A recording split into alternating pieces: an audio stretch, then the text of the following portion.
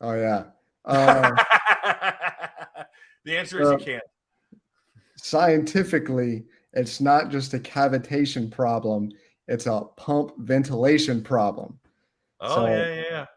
you've got to reseal the transom plate because you have an air leak.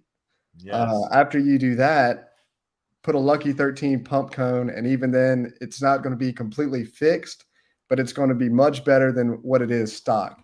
Right. So once you have the transom plate resealed and a Lucky 13 pump cone on there, your friend's going to be throttle control. You really got to learn how to modulate it on the launch because obviously, if you just blow it out the water and have too much cavitation, you're not going anywhere.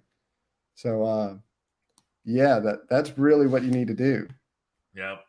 I knew. I was teasing Greg. I said, "How much you want to bet we're going to get a? How do I stop cavitation on a Yamaha?" Yeah. Hey guys, thanks for hanging out.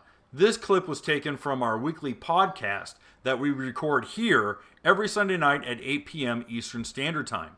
If you want to watch the whole video, you can go to the Watercraft Journal's YouTube channel, go to playlists, and then click on live sessions. You're going to see it there. Otherwise, go ahead and leave a like, a comment, and definitely subscribe to the channel. It helps us grow. And again, thanks again for watching our videos, and we hope to see you soon.